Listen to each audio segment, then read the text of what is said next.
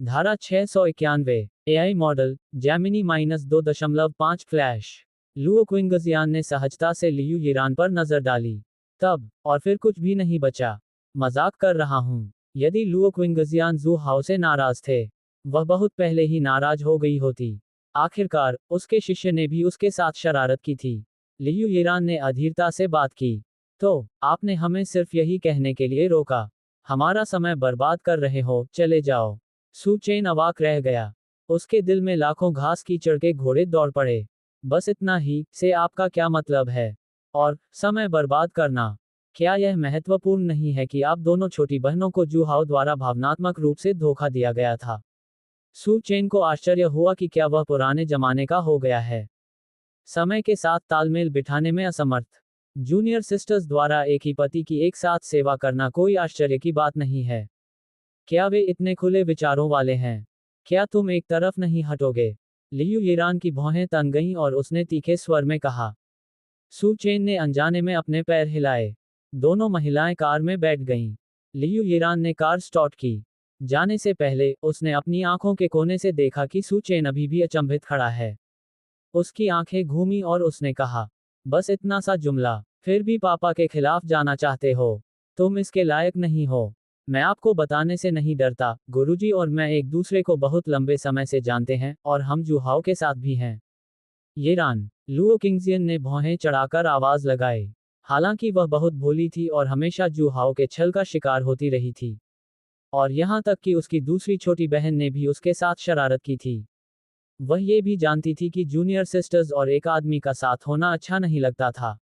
उसने जू हाओ से भी वादा किया था, अपने रिश्ते को गुप्त रखना। अपनी शिष्या को किसी से इस बारे में बात करते देख, उसने तुरंत उसे रोकने के लिए हस्तक्षेप किया। लियू यिरान आज्ञाकारी भाव से चुप हो गई। उसने कार स्टार्ट की, एक्सीलरेटर पर पैर रखा और तेजी से चली गई, सू चेन को पीछे छोड़ते हुए, जिसकी आंखों में सदमे के भाव थे। लियू यिरान के शब्द अभी भी उसके कानों में गूंज रहे थे। दोनों छोटी बहनें जू हाओ के साथ थीं। कोई आश्चर्य नहीं, इसमें कोई हैरानी की बात नहीं है कि जब उन्होंने इतनी बड़ी खबर का खुलासा किया तो वे इतने शांत थे। दोनों छोटी बहनों को एक साथ खेलते और उसे प्रसन्न करते हुए देखने के दृश्य के बारे में सोचते हुए सू चेन ने खुद को रोक नहीं पाया और अपना सीना ढांक लिया। बहुत दर्द हुआ, बहुत ज्यादा दर्द हुआ। वह उन दोनों महिलाओं को जू हाओ के खिलाफ भड़काना चाहता था, लेकिन चोट तो उसे ही लगी। तभी एक मधुर धुन सुनाई दी। बर्फ के टुकड़े उड़ते हैं, उत्तरी हवा गरजती है। आकाश और पृथ्वी विशाल और असीम हैं। सर्दियों के बेर की एक टहनी बर्फ में शान से खड़ी है। इसकी खुशबू सिर्फ उसी व्यक्ति के लिए है। मुझे जो पसंद है, उसे बिना किसी पछतावे या शिकायत के प्यार करो। ये प्रेम मेरे हृदय में सदा रहेगा। सू चेन को केवल अपने आंतरिक अंगों में मरोड़ महसूस हो रही थी, जो बेहद असहज थी। वह जमीन पर घुटने टेक कर बैठ गया। नहीं, डिंग, सू चेन गुस्से से आग बबूला है। भावनात्मक मूल्य जोड़ 999। डिंग, सू चेन की मानसिकता में जबरदस्त उछाल आया। भावनात्मक मूल्य जोड़ 1000। शेननोंग हॉल। जू किंगक्सू ने फोन काट दिया। उसने अपने सामने खड़ी दो बेहद खूबसूरत लड़कियों से कहा, जिनका स्वभाव अलग अलग था लेकिन वे दोनों ही समान रूप से आकर्षक थीं। दूसरी वरिष्ठ बहन ने कहा कि वह फिलहाल मास्टर के साथ खरीदारी कर रही हैं और जल्द ही यहां आ जाएंगी। उनमें से एक फैंग जिक्सुआन थे। दूसरी थी बाई रुयुए, तीसरी छोटी बहन, जो काम में व्यस्त थी और आखिरकार उन्हें आने का समय मिल गया था। सच में, मैं अभी मास्टर से मिल पाऊंगा। बाई रुयुए उत्साहित दिख रही थी। जू क्विंगशु मुस्कुराया। तीसरी वरिष्ठ बहन, जल्दी करने की कोई जरूरत नहीं है। गुरुजी कहीं नहीं जा रहे हैं, आप उनसे जरूर मिलेंगी। लेकिन इस बार, सीनियर सिस्टर, जब आप वापस आएंगी, तो आपको अधिक समय तक रुकना होगा।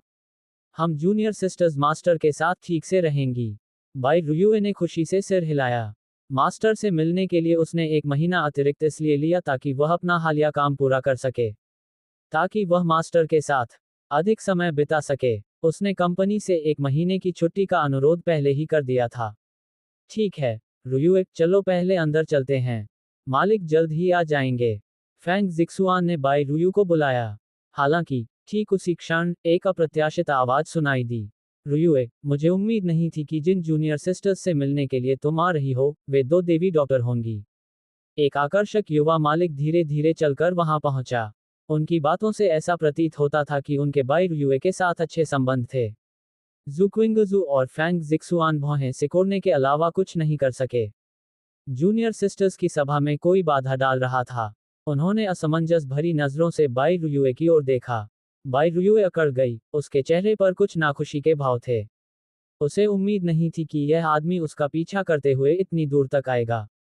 शाही राजधानी से शंघाई तक, जैसे कुत्ते की चमड़ी पर चिपका हुआ प्लास्टर जिसे उतारना नामुमकिन हो। बाई रुयुए को अब उस प्राचीन वेशभूषा प्रदर्शनी में भाग लेने पर गहरा अफसोस हो रहा था। अपने गुरु लुओ किंगजियान से प्रभावित, उसे प्राचीन वेशभूषा, प्राचीन वाद्य यंत्र और नृत्य पसंद थे।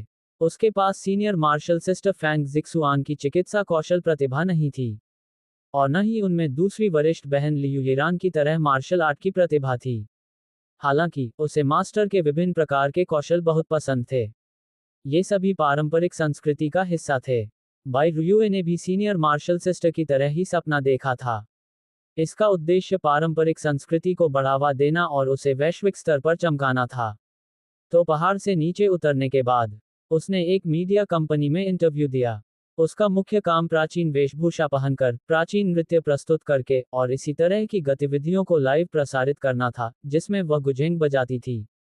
कंपनी उसकी सुंदरता को महत्व देती थी और चाहती थी कि वह कंपनी को लाभ पहुंचाने के लिए अभिनय करे। बाई रुयू ने इनकार कर दिया। वह जानती थी कि मनोरंजन उद्योग कैसा है और वह इसमें गहराई से शामिल नहीं होना चाहती थी।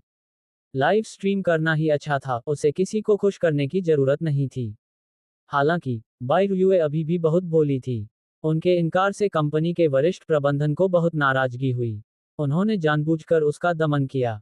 उन्होंने उसके लाइव स्ट्रीम पर ट्रैफिक को प्रतिबंधित कर दिया। इसलिए कई वर्षों बाद, हालांकि बाई रुयुए खूबसूरती से गाती थी और मनमोहक नृत्य करती थी, उनकी खूबसूरती मशहूर हस्तियों से कहीं बेहतर थी, लेकिन वह गुमनाम ही रही। एक दिन संयोगवश उसने एक प्राचीन वेशभूषा प्रदर्शनी में भाग लिया। जब वह प्रकट हुई, तो उनके परी जैसे व्यवहार ने पूरे दर्शकों को स्तब्ध कर दिया। क्यूई लेई भी उनमें से एक थी। उसके बाद से उसने लगातार उसका पीछा करना शुरू कर दिया। वह तो उसके पीछे पीछे उसकी कंपनी तक चला गया। क्यूई लेई का एक प्रभावशाली पृष्ठभूमि थी और कंपनी ने उसे खुश करने के लिए बाई रुयुए पर लगे प्रतिबंध हटा दिए गए और उनका जोरदार प्रचार प्रसार शुरू कर दिया गया। वह बहुत जल्दी मशहूर हो गईं और प्राचीन वेशभूषा में सजी एक प्रसिद्ध सुंदरी के रूप में जानी जाने लगी, जिनके लाखों प्रशंसक थे। तथापि बाई रुयुए को क्यूई लेई का पीछा करना बेहद परेशान करने वाला लगा। उसने मास्टर को ढूंढने के लिए शंघाई आने के लिए लंबी छुट्टी इसलिए भी ली थी ताकि वह इस आदमी से बच सके। उसे उम्मीद नहीं थी कि वह अब भी उसका पीछा करेगा। बाई रुयू की अभिव्यक्ति को देखकर फैंग जिक्सुआन और जू क्विंगजू को समझ आया कि क्या हो रहा था। कुछ ही देर बाद एक कार आकर रुकी। लियू येरान और लुओ क्विंगजियान कार से बाहर निकले। पल भर में 5 बेहद खूबसूरत महिलाएं एक साथ खड़ी हो गईं, मानो किसी परिलोक में हों। एक ही समय पर जू हाओ को यह भी खबर मिली कि उनके तीनों शिष्य लौट आए हैं और संप्रदाय का पुनर्मिलन हो गया है।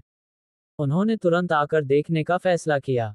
वह पहले ही गुरु और शिष्य की एक जोड़ी के मामले को निपटा चुका था। उन्होंने सोचा कि 5 महिला मुख्य किरदारों को एक साथ देखना कैसा होगा। 252 परियां मेरे चरणों में नतमस्तक हों। किसी भी प्रकार का अपवित्रता। माँ और बेटी, अंतरंग। इस समय क्यूई लेई की आंखें चमक रही थीं, वह बेहद उत्साहित थी। जब से उसने उस प्राचीन पोशाक प्रदर्शनी में बाई रुयुए को देखा था, वह अचंभित हो गया, उससे बेइंतहा प्यार करने लगा और खुद को उससे अलग नहीं कर सका। उसने बेतहाशा पीछा करना शुरू कर दिया। हाल ही में उन्हें बाई रुयुए की कंपनी में मौजूद अपने मुखबिर से एक रिपोर्ट मिली। बाई रुयुए ने 1 महीने की छुट्टी ली थी।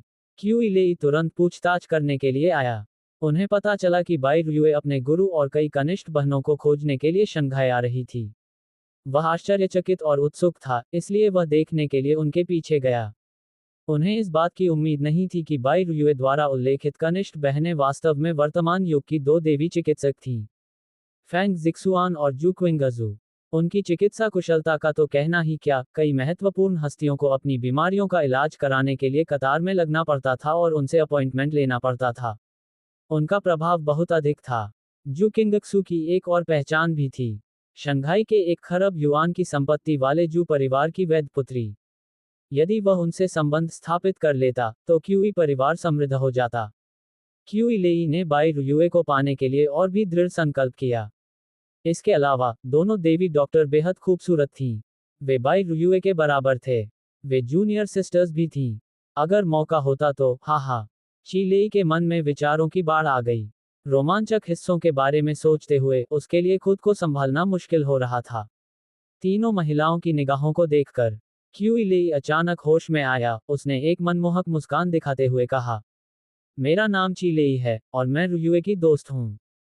मुझे उम्मीद नहीं थी कि रुयुए की छोटी बहनें डॉक्टर फैंग और डॉक्टर जू होंगी। मैं हमेशा से आपके नामों की प्रशंसक रही हूँ। बाई रुयुए के चेहरे के भाव से लग रहा था कि उसे ये लड़का पसंद नहीं था। शायद वह उसका कोई चाहने वाला या ऐसा ही कुछ था। जू क्विंगजू और फैंग जिक्सुआन इसके आदी थे। वे बचपन से ही खूबसूरत थीं। उनके चाहने वालों की कोई कमी नहीं थी। वे बाई रुयुए की भावनाओं को समझ सकते थे। इन चाहने वालों द्वारा बार बार परेशान किया जाना बहुत कष्टदायक था। सब कुछ समझ लेने के बाद दोनों महिलाओं ने क्यूई की ओर ध्यान से नहीं देखा। बेशक उनका उसे परेशान करने का भी कोई इरादा नहीं था। दोनों महिलाओं का स्वभाव अपेक्षाकृत सौम्य था। जब तक उन्हें ठेस नहीं पहुंचती, तब तक उनका गुस्सा ज्यादा खराब नहीं होता। क्यूई ने विनम्रतापूर्वक व्यवहार किया, बिना किसी अतिवादी कार्रवाई के। उन्हें उन दोनों महिलाओं के रवैये की भी परवाह नहीं थी। बाई रुयुए ने उन्हें अनगिनत बार नजरअंदाज किया था। वह पहले से ही इसके आदी थे। इस स्तर की सुंदरता में थोड़ा बहुत नखरे होना स्वाभाविक था। जब वह उसे पाने में सफल हो गया, उसे उसकी चापलूसी करनी पड़ेगी। 693 एआई मॉडल जैमिनी -2.5 फ्लैश। ची ने मन ही मन सोचा। बाई रुयुए अपने गुरु से मिलने के लिए उत्सुक थी। उसने फैंग जिक्सुआन के अंदर जाने के निमंत्रण को अस्वीकार कर दिया और इसके बजाय बाहर इंतजार करने का इरादा किया। फैंग जिक्सुआन ने सिर हिलाया। प्रतीक्षा करते समय वह अपनी दोनों छोटी बहनों से बातें कर रही थी। क्यूई को एक तरफ छोड़ दिया गया था। फिर भी वह जरा भी नाखुश नहीं था। इसके बजाय उन्हें बेहद खुशी महसूस हुई। ऐसी अद्भुत सुंदरी से मिलना अपने आप में बेहद सौभाग्य की बात थी। इतना ही नहीं, अब वे तीनों एक साथ थे। अंततः उसे समझ में आया कि सुंदरता का इतना मोहक होना क्या होता है। इससे भी अधिक चौंकाने वाली बातें अभी सामने आनी बाकी थीं। कुछ ही देर बाद एक लैंड रोवर रेंज रोवर वहां आकर रुकी। यह महिलाओं के सामने रुक गया। फिर कार से दो बेहद खूबसूरत आकृतियां निकलीं। मालिक, दिव्य आभा से परिपूर्ण प्राचीन वस्त्रों में सजी उस परिपक्व महिला को देखकर बाई रुयुए विस्मयचकित हो उठी। वह दौड़कर उसके पास गई और उसे गले लगा लिया। लुओ किंगजियान ने अपने तीसरे शिष्य की पीठ थपथपाई। काफी देर बाद बाई रुयुए आखिरकार आलिंगन से अलग हुई। उसकी आंखें थोड़ी नम थीं। ये स्पष्ट था कि वह अपने गुरु को कितना याद करती थी। दूसरी वरिष्ठ बहन बाई रुयुए ने अपने बगल में लियू यिरान को देखा और सुखद आश्चर्य के साथ उसका अभिवादन किया। लियू यिरान मुस्कुराए और सिर हिलाया। तीसरी छोटी बहन, बहुत दिनों बाद मिले। अब पांचों गुरु और शिष्य एकत्रित हो गए थे। संक्षिप्त मुलाकात के बाद वे अंदर जाने की तैयारी करने लगे। ये बातचीत करने का स्थान नहीं था। इन पांचों महिलाओं की खूबसूरती ने पहले ही आसपास के लोगों का ध्यान आकर्षित कर लिया था।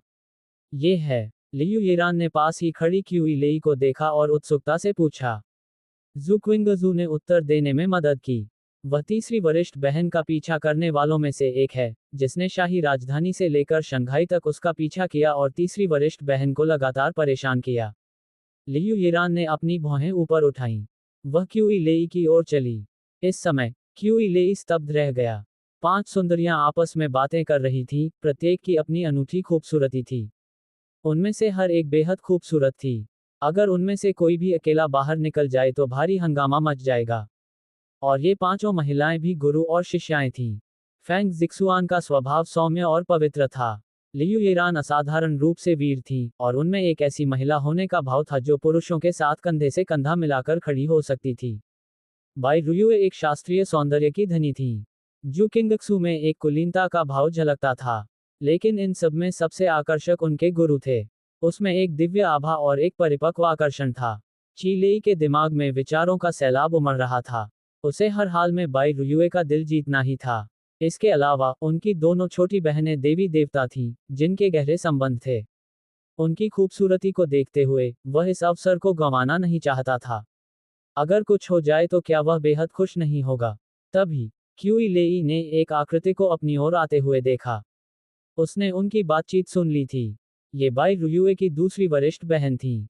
क्यू इलेई मुस्कुराया और अपना परिचय देने ही वाला था। नमस्कार, दूसरी वरिष्ठ बहन, मेरा नाम है। लियू येरान ने बिना किसी दया के उसे बीच में ही रोक दिया। उसके चेहरे पर नाराजगी के भाव थे। तुम्हारी दूसरी वरिष्ठ बहन कौन है? मुझे तुम्हारे नाम से कोई लेना देना नहीं है। आप चाहे जो भी हो, मेरी छोटी बहन से दूर रहें, वरना मुझे असभ्य होने के लिए दोष न दें।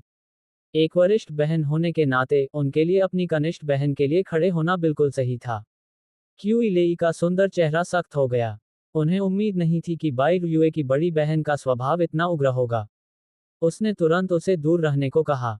पहले वह सहमत नहीं होता, लेकिन अब जब वह बाई रुयुए के गुरु और कनिष्ठ बहनों से मिल चुका था, तो उसकी हार मानने की इच्छा और भी कम हो गई थी। चीलेई की मुस्कान में कोई बदलाव नहीं आया। मुझे पता है कि यह सीनियर सिस्टर अपनी जूनियर सिस्टर को लेकर चिंतित है। उसे डर है कि कहीं वह बुरे लोगों के बहकावे में न आ जाए, और मुझे भी रुयुए की परवाह है। मैं उसे नुकसान नहीं होने दूंगा। मुझे रुयुए से पहली नज़र में ही प्यार हो गया था, और मैं उसे सचमुच पसंद करता हूँ। भले ही उसने अभी तक मुझे स्वीकार नहीं किया है, मैं तब तक कोशिश करता रहूंगा जब तक मैं उसे मना नहीं लेता। उसने बेहद स्नेहपूर्ण व्यवहार किया, मानो वह बाई रुयुए को जीतने तक नहीं रुकेगा। लियू येरान ने उपहास किया। पहली नज़र का प्यार किसे कहते हैं?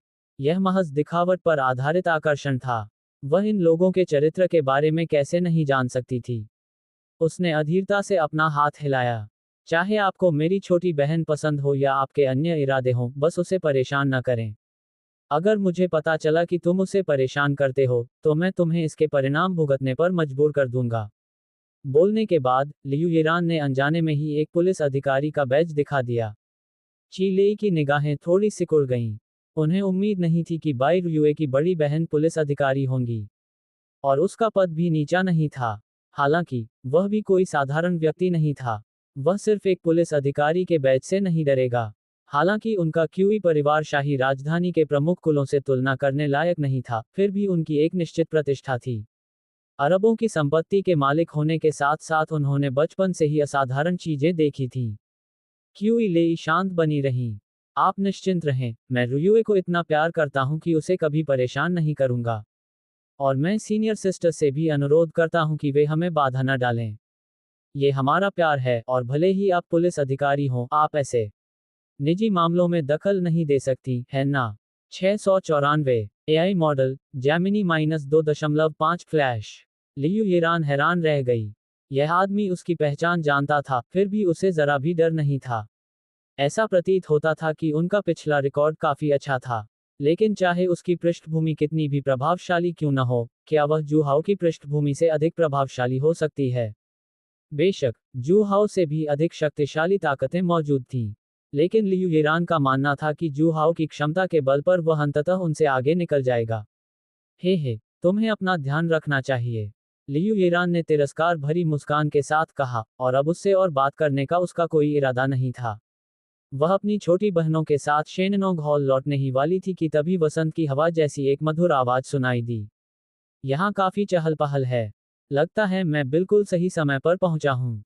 ये जूहाओ ही था जिसने बाई रुयुए की वापसी की खबर सुनी और उससे मिलने आने का फैसला किया।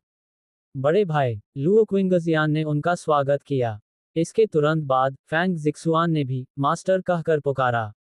उनके पदनाम सुनकर बाई रुयुए पूरी तरह से अचंभित रह गई। जूहाओ बहुत प्रसिद्ध थे। ये कहा जा सकता है कि बहुत कम लोग ऐसे थे जो उन्हें नहीं जानते थे। क्योंकि जूहाओ और छोटी बहन के बीच अनबन थी, इसलिए बाई रुयुए के मन में जूहाओ के प्रति एक मजबूत धारणा थी। उसने उसे तुरंत पहचान लिया। उसे समझ नहीं आया कि सीनियर सिस्टर और मास्टर उसे उस तरह से क्यों संबोधित करते थे। जू किंगशुए की भावनाओं का ख्याल रखते हुए, उसकी छोटी बहनों ने कभी भी अपने ग्रुप चैट में जूहाओ के बारे में चर्चा नहीं की थी। इसलिए बाई रुयुए को स्वाभाविक रूप से स्थिति की जानकारी नहीं थी। लियू येरान ने उसकी उलझन को देखा, पास आए और उसे समझाया।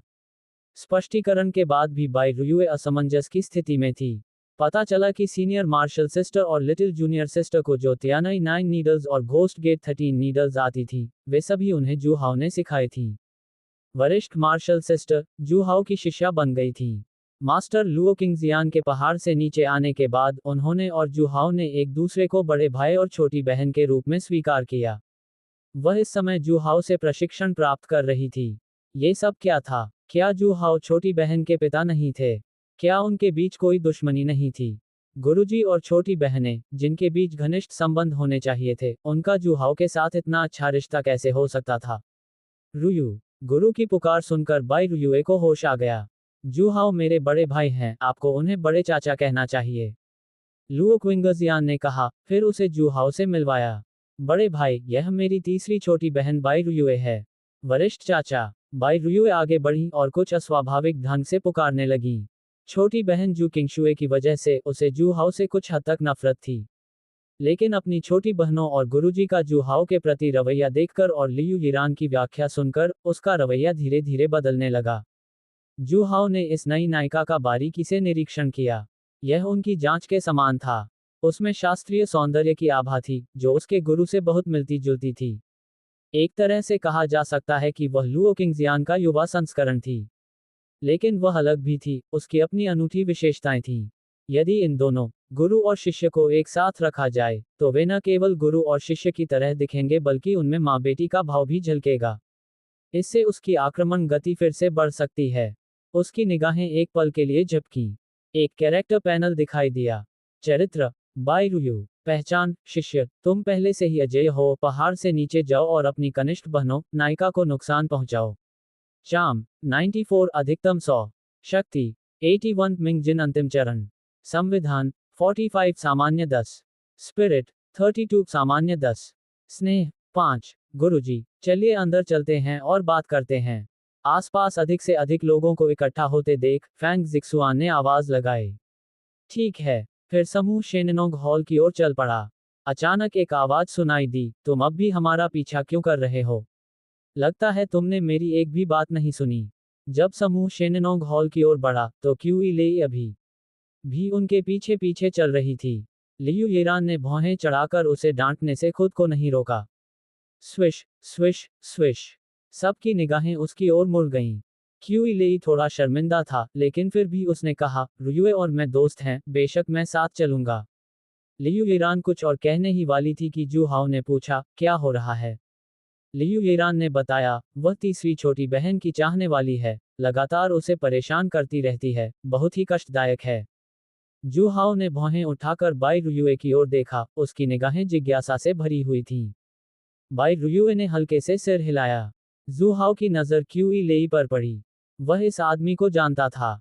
695 एआई मॉडल, जैमिनी -2.5 फ्लैश। ये जानकारी बाई रुयुए की जांच के दौरान वापस भेजी गई थी। वो तो बस एक सीधा सादा आदमी है। वह हाथ के एक झटके से उसे कुचल सकता था। हालांकि जूहाओ ने ऐसा नहीं किया। उसे लगा कि इस तीसरे शिष्य को अपने पक्ष में करने के लिए वह इस सीधे सादे व्यक्ति को एक निर्णायक बिंदु के रूप में इस्तेमाल कर सकता है। इसलिए उसने उसे कभी छुआ तक नहीं। जूहाओ की निगाह उस पर पड़ी। हमेशा शांत दिखने वाली चीलेई भी घबरा गई। आखिरकार, यह एक अरबपति उद्योगपति था जिसकी संपत्ति करोड़ों में थी। यहां तक कि उनके परिवार की संपत्ति से भी कहीं अधिक। लेकिन वह ज्यादा डरा हुआ नहीं था। आखिरकार, वह शाही राजधानी से आया था। जन्मजात श्रेष्ठता की भावना रखना। उन्होंने स्वयं को न तो विनम्र और न ही अहंकारी दिखाने के लिए बाध्य किया और कहा, राष्ट्रपति जू, मैंने आपका महान नाम बहुत पहले सुना था। मेरे पिताजी अक्सर। वह जानता था कि वह जूहाओ से बात करने के योग्य नहीं था। इसलिए उसने अपने पिता का जिक्र किया।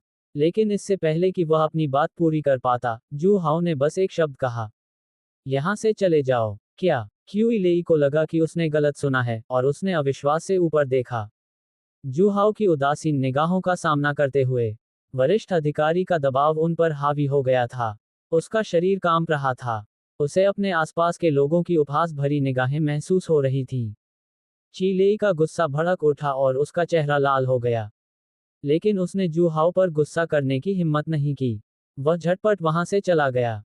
उसने मन ही मन बड़बड़ाते हुए कहा, इसमें इतनी बड़ी बात क्या है? क्या इसका शंघाई में कुछ प्रभाव होना मात्र नहीं है?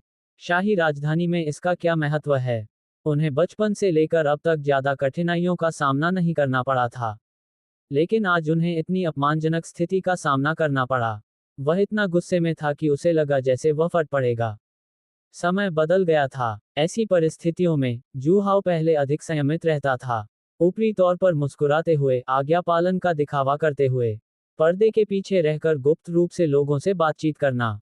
जैसे जैसे उसका रुतबा बढ़ा और उसकी ताकत बढ़ी, उसे अब इतना सावधान रहने की जरूरत नहीं रही।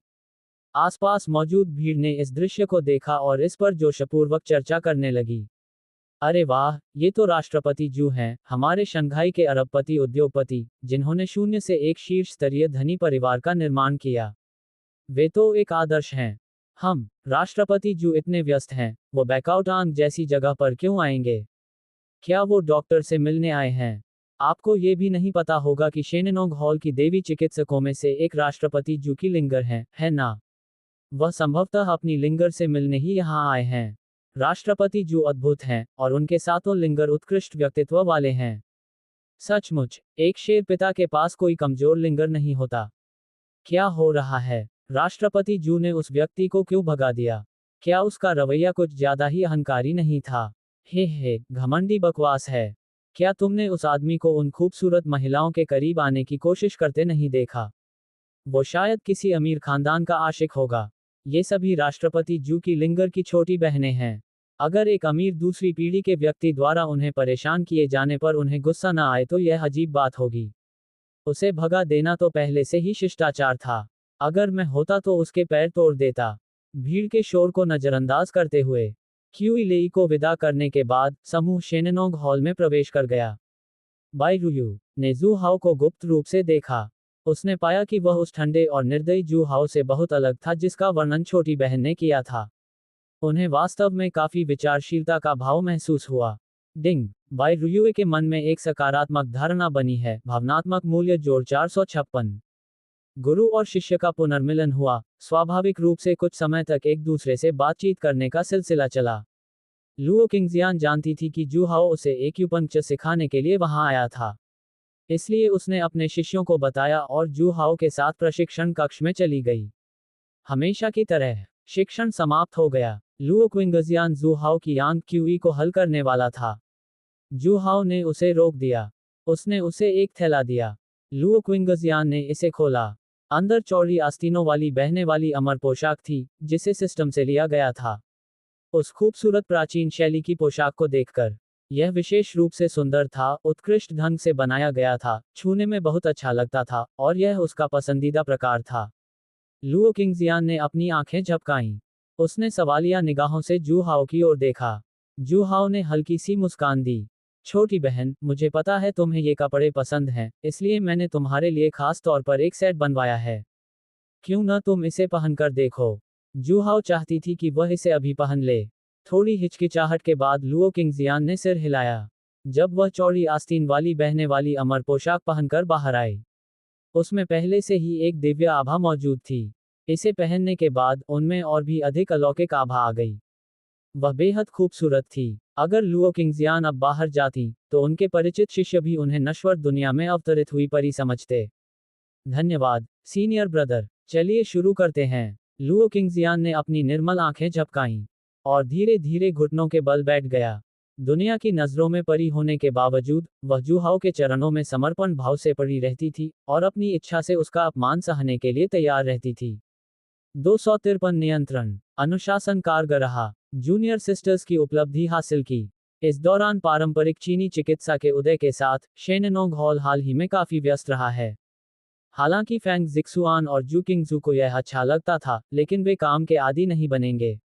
वे कभी कभी अपने लिए थोड़ा आराम कर लेते थे। बिल्कुल आज की तरह। ये जानकर कि एक और कनिष्ठ बहन आ रही है, गुरु और शिष्य फिर से मिलेंगे। 696 एआई मॉडल जैमिनी -2.5 फ्लैश। उन्होंने कुछ समय के लिए विश्राम किया और शेननोंग हॉल में स्थित पारंपरिक चीनी चिकित्सा चिकित्सकों पर मरीजों के इलाज का जिम्मा छोड़ दिया। दोनों महिलाओं ने अपनी जूनियर सिस्टर्स और मास्टर के साथ समय बिताने का फैसला किया। वे बैठक कक्ष में काफी देर तक बातें करते रहे। फेंग जिक्सुआन ने पूछा कि क्या उनका रात्रिभोज बाहर किसी होटल में होगा या वे घर पर खाना बनाएंगे। बाई रुयुए केवल अपने गुरु और कनिष्ठ बहनों के साथ रहना चाहती थी। उसने सुझाव दिया कि वे घर पर ही कुछ साधारण खाना बना लें, जिससे छोटी बहनों के बीच का बंधन भी मजबूत होगा। उसने ऐसा कहा, वरिष्ठ मार्शल सिस्टर, परेशानी से बचने के लिए होटल जाने की कोई जरूरत नहीं है। बेहतर होगा कि हम कनिष्ठ सिस्टर सादगी से रहें। जू क्विंगजू ने सहमति में सिर हिलाया। मुझे भी ऐसा ही लगता है। उन बड़े होटलों में मिलने वाले खाने का स्वाद बस ठीक ठाक होता है, उतना अच्छा नहीं जितना सीनियर मार्शल सिस्टर और सेकंड सीनियर सिस्टर बनाती हैं। फैंग जिक्सुआन ने सिर हिलाकर संकेत दिया कि कोई समस्या नहीं है। उस रात वे तीसरी जूनियर सिस्टर के घर पर उनके स्वागत में रात्रिभोज का आयोजन करेंगे। समय लगभग समाप्त हो चुका था। महिलाएं घर जाकर रात का खाना बनाने की तैयारी करने लगीं। बाई रुयुए ने हैरानी से पूछा, गुरुजी कहाँ हैं? क्या अध्यक्ष जू, वरिष्ठ चाचा का शिक्षण अभी समाप्त नहीं हुआ है? फैंग जिक्सुआन ने अपना माथा पीट लिया। वह मास्टर के बारे में लगभग भूल ही गई थी। एक पल रुकिए, मैं जाकर मास्टर को बता देता हूँ। बोलने के बाद वह लुओ किंगजियान को ढूंढने के लिए प्रशिक्षण कक्ष में जाने ही वाली थी। हालांकि कुछ कदम चलने से पहले ही उसका हाथ खींच लिया गया। फैंग जिक्सुआन ने मुड़कर येरान को हैरानी से देखा। लियू येरान, तुम मुझे क्यों खींच रही हो? लियू येरान ने अजीब सी मुस्कान के साथ समझाया। गुरुजी अभी पढ़ा रहे हैं, यह इतनी जल्दी खत्म नहीं होगा, और बीच में अचानक दखल देना ठीक नहीं है। पिछली बार मैं अचानक घुस आया था और मुझे डांट पड़ी थी। अभी उन्हें सूचित न करें। जब हम तैयार हो जाएंगे, तब हम स्वामी जी को आमंत्रित करने आएंगे। शिक्षण की बात करें तो लियू येरान के मन में अनायास ही कई दृश्य उभरने लगे। उसका भोला और पवित्र स्वामी किसी परी के समान था। जूहाओ के सामने घुटने टेकते हुए, जूहाओ की काबिलियत को देखते हुए, ये मुकाबला इतनी जल्दी खत्म नहीं होगा। पिछली बार उसके अनुचित हस्तक्षेप के कारण उसे वाकई कड़ी फटकार मिली थी, और उसने मास्टर को भी फंसा दिया। हालांकि फैंग जिक्सुआन को उसका चेहरा थोड़ा अजीब लगा, लेकिन उसने इस पर ज्यादा ध्यान नहीं दिया। उसने सिर हिलाया। उन्हें ये भी लगा कि शिक्षण में बाधा डालना ठीक नहीं है। आखिरकार गुरुजी फुक्सी दिव्य सुई बनाना सीख रहे थे, जो घोस्ट गेट 13 नीडल से कहीं अधिक शक्तिशाली था। वह सोच रही थी कि बीच में टोकने से कोई परिणाम तो नहीं होगा। इसके परिणाम गंभीर थे। पिछली बार लियू येरान की तरह उसे भी घसीट कर लाया गया और फटकार लगाई गई। पलक झपकते ही शाम हो गई। जूहाओ और लुओ किंगजियान प्रशिक्षण कक्ष से बाहर निकल गए। वे संयोगवश ईरान से बाहर इंतजार करते हुए मिले। लुओ क्विंगजियान ने आश्चर्य से पूछा, येरान, तुम यहाँ क्या कर रहे हो? तुमने हमें ढूंढने के लिए अंदर क्यों नहीं आए? लियू येरान ने अपनी आंखें घुमाईं। मास्टर के हल्के लाल हुए गाल देखकर उसे इस बात पर कोई हैरानी नहीं हुई। जूहाओ के शिक्षण का तरीका न जाने कहाँ भटक गया था। उसने सोचा, अकेले रहने में इतना समय लगता है। अगर मैं अंदर चला जाता तो क्या होता? सीनियर मार्शल सिस्टर के घर पर जूनियर सिस्टर्स का खाना लगभग तैयार हो चुका था, और वह उन्हें रात के खाने के लिए लेने आई थी। क्या ऐसा इसलिए नहीं है क्योंकि मुझे आपको देर करने का डर था? सीनियर मार्शल सिस्टर और बाकी सबने खाना तैयार कर लिया है। मैं मास्टर और सीनियर अंकल को साथ ले जाने के लिए आई थी, लियू येरान ने समझाया। जूहाओ ने अपनी बात रखी। आज आपके गुरु और शिष्यों का पुनर्मिलन है, मैं नहीं जाऊंगा, यह उचित नहीं है। ये सुनकर लियू येरान ने तुरंत कहा, राष्ट्रपति जू, आप और मास्टर साहब बड़े भाई और छोटी बहन हैं, यानी आप हमारे बड़े चाचा हैं। इसमें अनुचित क्या हो सकता है? वरिष्ठ बहन ने यह भी कहा कि हमें वरिष्ठ चाचा को भी वापस आमंत्रित करना चाहिए ताकि पुनर्मिलन पूर्ण हो सके। लुओ क्विंगजियान ने भी बात की। वरिष्ठ भाई, कृपया हमारे साथ आइए। मेरी शिष्याएं भी आपकी कनिष्ठ बहनें हैं। आपने जिक्सुआन और किंगजू को भी पढ़ाया और येरान की इतनी मदद की, आप कोई बाहरी व्यक्ति नहीं हैं। फिर मैं बेशर्मी से मुफ्त में खाना खा लूंगा। जूहाओ ने हिचकिचाहट का नाटक किया, फिर कुछ देर बाद सहमति दे दी। चाहे वह तीसरी शिष्या बाई रुयुए का अनुसरण करने का अवसर ढूंढना हो, या गुरु और शिष्यों के एक साथ होने की उपलब्धि प्राप्त करना, उन्हें गुरु और शिष्यों के साथ अधिक संपर्क की आवश्यकता थी। इसके बाद लियू येरान ने जूहाओ और लुओ क्विंगजियान को लेकर गाड़ी चलाई। वे फैंग जिक्सुआन के विला में पहुंचे। उस समय विला का बैठक कक्ष चहल पहल से भरा हुआ था। जूनियर सिस्टर्स खेल रही थीं। लियू येरान को लोगों को वापस लाते हुए देखना, महिलाएं उनका अभिवादन करने के लिए आगे आईं। उन्होंने लुओ किंगजियान और जूहाओ का सोफे पर बैठने के लिए स्वागत किया। फैंग जिक्सुआन चाय लेकर आए और बोली, थोड़ी देर में खाना तैयार हो जाएगा, दोनों महाशय कृपया पहले चाय पी लें। बोलने के बाद वह रसोई में चली गई। वरिष्ठ मार्शल सिस्टर, मैं आपकी मदद करूंगा। जू किंगक्सू ने बड़ी सक्रियता दिखाते हुए उसका पीछा करते हुए रसोई में प्रवेश किया।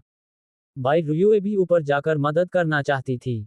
लियू येरान ने उसे रोक दिया। आज का दिन खास तौर पर आपके स्वागत भोज के लिए है, हम आपको काम खुद कैसे करने दे सकते हैं? बस यहीं रहिए और गुरुजी और बड़े चाचा जी से बातें कीजिए। वे दोनों इसे संभाल सकते थे। बाई रुयू ने मना नहीं किया।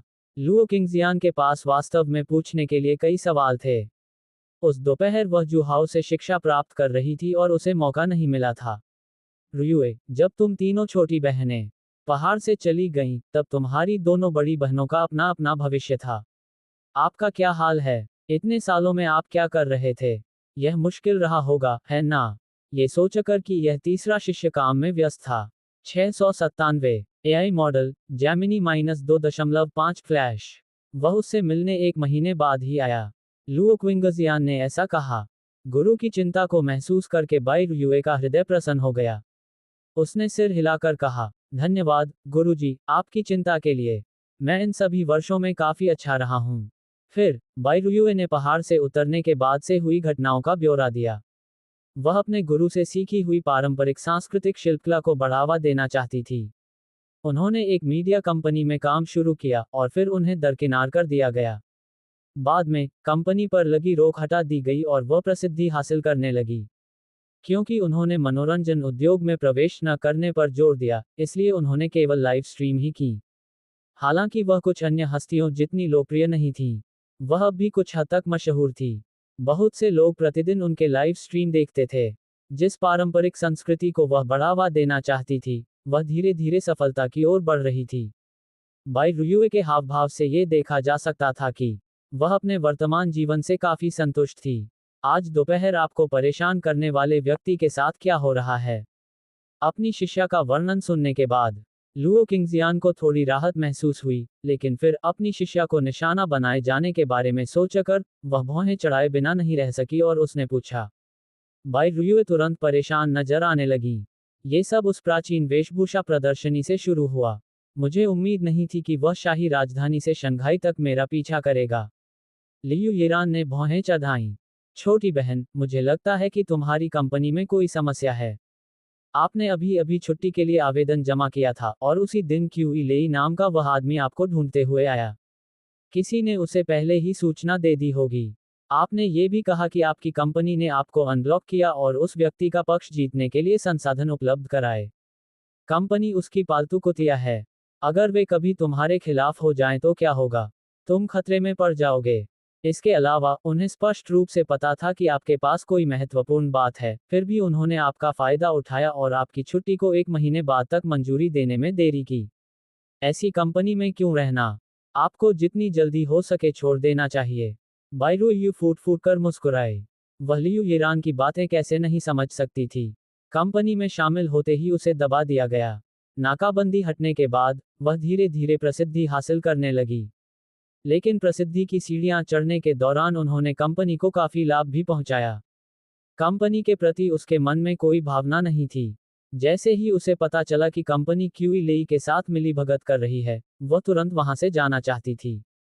हालांकि वह एक अनुबंध से बंधी हुई थी। हर जाने की राशि बेहद अधिक थी। ये सब इसलिए हुआ क्योंकि पहाड़ से उतरते समय उसके साथ धोखा हुआ था। जिस व्यक्ति ने उसकी शक्ल, सूरत, कदकाठी और स्वभाव को देखकर उसके साथ अनुबंध पर हस्ताक्षर किए, उसे पूरा विश्वास था कि अगर वह मनोरंजन उद्योग में प्रवेश करेगी तो निश्चित रूप से बेहद लोकप्रिय हो जाएगी। इसलिए उन्होंने हर जाने के तौर पर अत्यधिक राशि निर्धारित की। किसे पता था कि बाई रुयुए का मनोरंजन उद्योग में शामिल होने का कोई इरादा ही नहीं था। बाई रुयुए ने कारण बताया, ये लोग सचमुच बदमाश हैं। अफसोस की बात है कि यह घटना शाही राजधानी में हो रही है। शंघाई में होती तो मुझे इन सभी को गिरफ्तार करना पड़ता। लियू येरान ने गुस्से में कहा। लुओ किंगजियान ने भी थोड़ा सा माथा से कुढ़ा।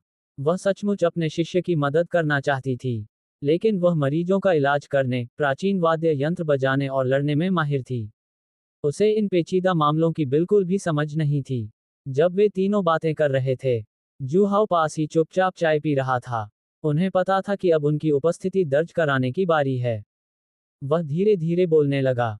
मुझे लगा था कि कोई गंभीर मामला है। बस इतना ही। मैं होंगझुंग से बाद में बात कर लूंगी। रुयुए, तुम वापस जाकर सीधे होंगझुंग मीडिया से संपर्क कर सकती हो। आप जिस कंपनी में काम कर रहे हैं, उसके बारे में आपको चिंता करने की कोई जरूरत नहीं है। Swish, swish, swish. तीनों निगाहें जूहाओ पर टिक गईं। बाई रुयुए स्तब्ध रह गई।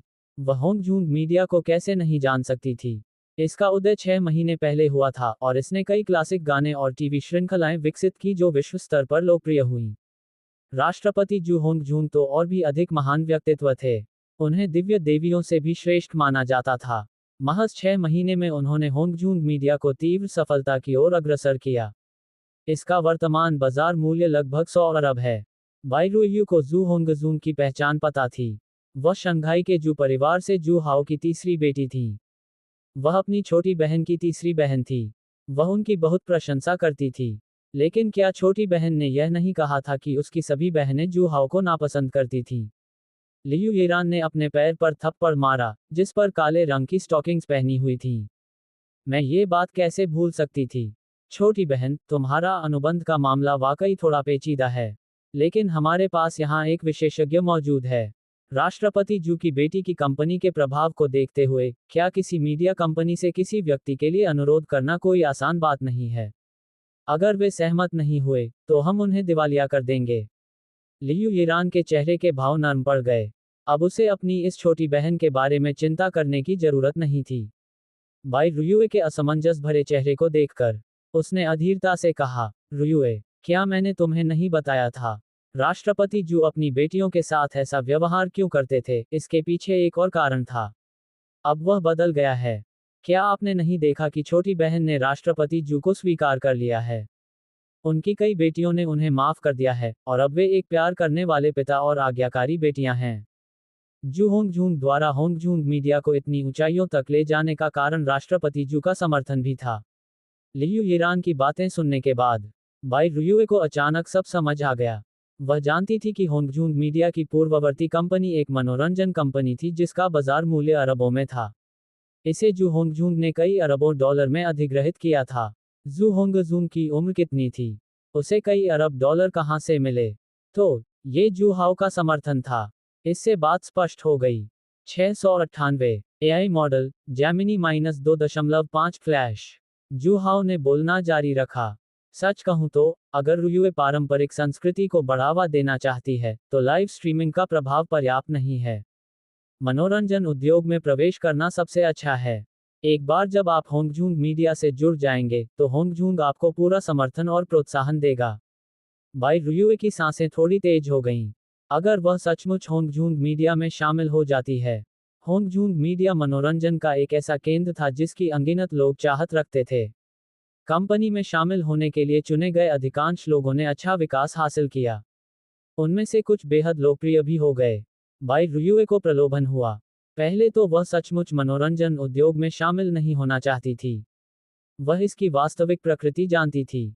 लेकिन होंगजूंग मीडिया में शामिल होना अलग बात थी। जू होंगजूंग की सख्त शर्तें थीं, जिनमें से एक ये थी कि कोई भी अलिखित नियम बिल्कुल नहीं होना चाहिए। यह महिला कलाकारों के लिए एक स्वर्ग समान था। यदि, जैसा कि जू हाओ ने कहा, उसका पूर्ण रूप से पालन पोषण किया जाए। वह गुझिंग और बांसुरी जैसे पारंपरिक वाद्य यंत्रों को वास्तव में बढ़ावा दे सकती थी। होश में आने पर बाई रुयुए थोड़ी अभिभूत महसूस कर रही थी। उसने घबराकर जू हाओ की ओर देखा। बड़े चाचा जी, ये मैं कैसे स्वीकार करूं? यह आपके लिए बहुत अधिक परेशानी का विषय है। इसमें कोई परेशानी नहीं है, बस एक शब्द है। जू हाओ ने हाथ हिलाया। इसके अलावा, मैं ये सिर्फ आपके लिए नहीं कर रहा हूं। मैं आपकी प्रतिभा को देखता हूं, और आपको निखारने से कंपनी को भी फायदा होगा। बाई रुयू झिझकी। वह पहले से ही प्रलोभित थी, लेकिन उसके अंदर बची हुई थोड़ी सी संयम की भावना ने उसे तुरंत जवाब देने से रोक दिया। जू हाओ ने बोलना जारी रखा। उद्धरण चिन्ह, रुयुए, जवाब देने में जल्दबाजी करने की कोई जरूरत नहीं है। वैसे भी, तुम कुछ समय के लिए शंघाई में ही रहोगी। पहले, अपनी छोटी बहनों और गुरुजी के साथ अच्छे संबंध बना लो।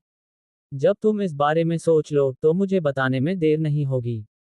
उनके बगल में खड़ी लुओ किंगजियान जानती थी कि यह उसके शिष्य के भले के लिए था। वह चाहती थी कि वह तुरंत सहमत हो जाए। लेकिन जू हाओ ने अपने शिष्य की पसंद का सम्मान करते हुए पहले ही ऐसा कह दिया था। अपनी तीसरी शिष्या को स्तब्ध देखकर उसने नाराजगी से कहा, क्या तुम अपने सीनियर अंकल को धन्यवाद नहीं दोगे? बाई रुयुए ने तुरंत उन्हें धन्यवाद दिया। धन्यवाद, सीनियर अंकल। जू हाओ ने हल्की सी मुस्कान दी। उनकी लिंगर कंपनी ही उनकी अपनी कंपनी थी। एक बार जब वे उसके क्षेत्र में प्रवेश कर गए, क्या किसी भी चीज को संभालना आसान नहीं था। वे थोड़ी देर और बातें करते रहे। फैंग जिक्सुआन और जू किंगजू रसोई से व्यंजन लेकर आए। उन्होंने पूरी मेज भर दी।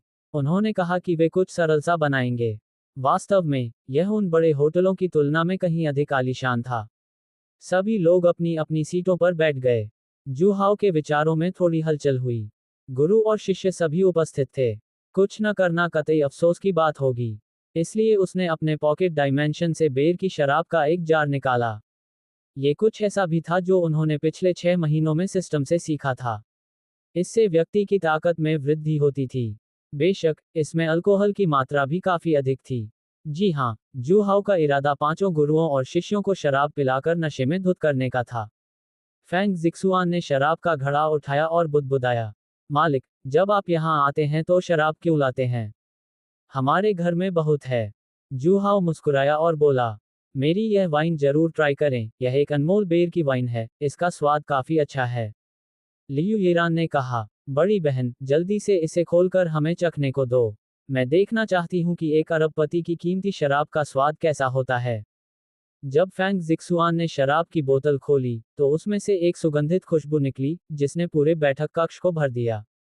फैंग जिक्सुआन ने अपनी छोटी बहनों और गुरु के लिए एक गिलास भरा। लियू येरान ने उत्सुकता से अपना गिलास उठाया। तुरंत ही उसके चेहरे पर परमानंद के भाव प्रकट हो गए। ये बहुत ही स्वादिष्ट था। लड़कियां उसकी प्रतिक्रिया देखकर हैरान रह गईं। ये तो बस शराब की एक घूंट थी, क्या इसे इतना बड़ा चढ़ाकर बताया गया था? जब उन्होंने इसे चखा तो वे भी आश्चर्यचकित रह गए। इसके बाद उन्होंने एक दूसरे को टोस्ट दिए। अच्छी शराब और स्वादिष्ट भोजन के साथ गुरु और शिष्यों ने सौहार्दपूर्वक आनंद लिया। अंततः जू हाओ को छोड़कर बाकी सभी लड़कियां नशे में थीं। दरअसल, हालांकि बेर की शराब में काफी तीखापन था, सभी के पास ताकत थी। उन्हें कुछ गिलास पीने के बाद ही नशे में नहीं हो जाना चाहिए। इसका मुख्य कारण ये था कि वे आज फिर से मिलकर खुश थे।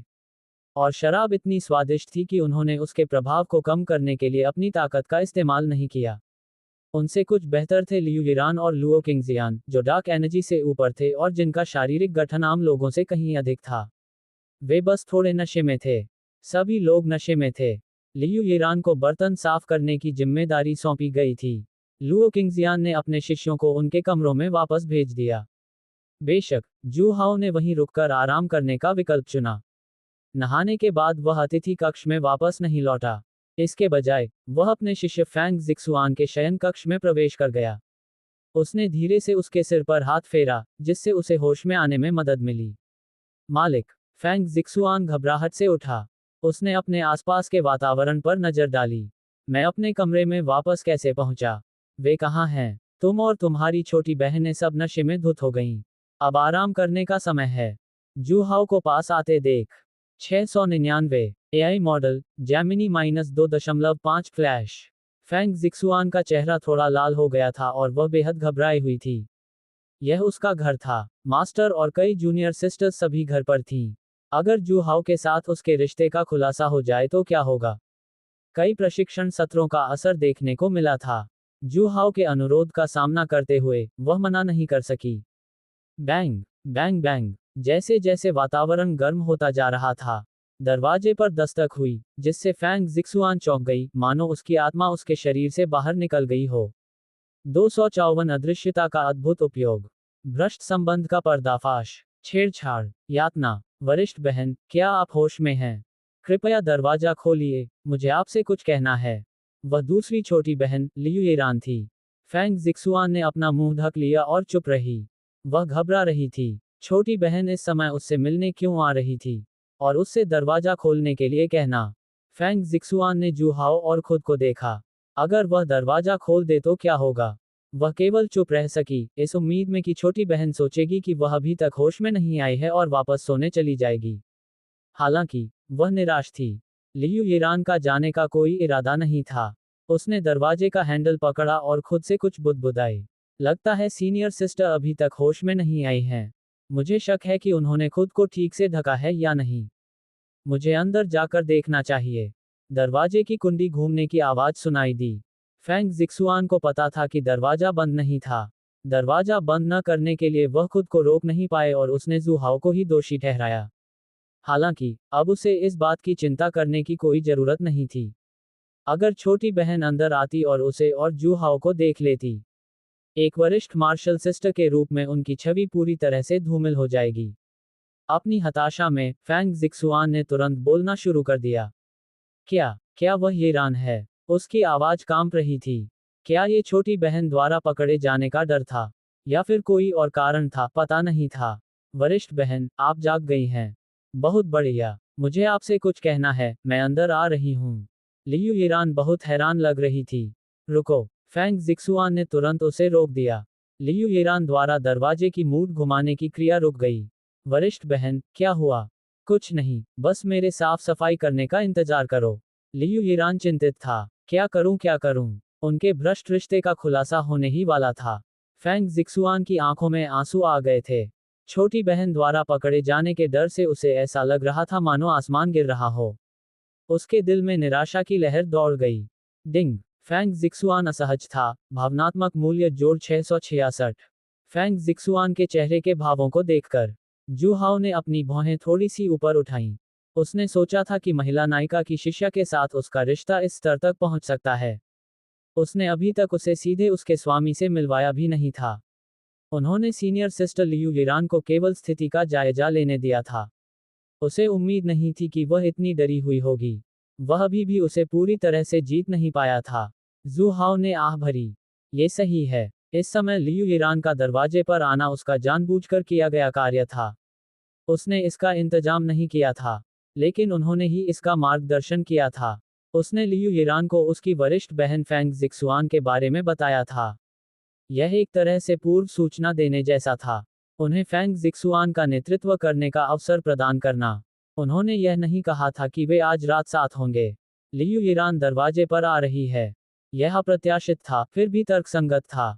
जू हाओ ने सोचा था कि वह आज रात जूनियर सिस्टर्स की उपलब्धि हासिल कर सकता है। लेकिन फैंग जिक्सुआन ने सब गड़बड़ कर दिया था। उन्हें अभी भी अपने प्रयासों को बढ़ाने की जरूरत थी।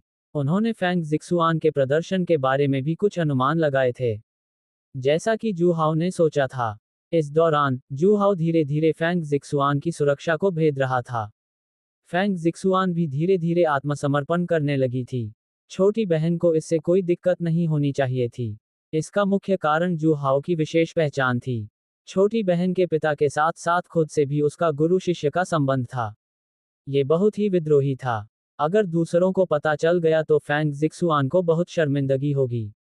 और यह बात उसकी छोटी बहन को पता चली, ये तो और भी शर्मनाक होगा। इन चिंताओं के कारण फैंग जिक्सुआन इसे स्वीकार नहीं कर सकी। जू हाओ को पता था कि उसने कुछ ज्यादा ही जल्दबाजी कर दी थी। उन्होंने पहले से कोई जांच पड़ताल नहीं की थी। उसे कोई रास्ता निकालना ही था। वह उसे निराश नहीं होने दे सकता था, अन्यथा अगली बार कोई मौका नहीं मिलेगा। उसे अचानक एक विचार आया और जू हाओ ने उसके सिर पर हाथ फेरा।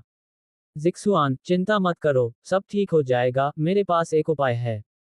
फैंग जिक्सुआन, जो निराशा में डूब रहा था।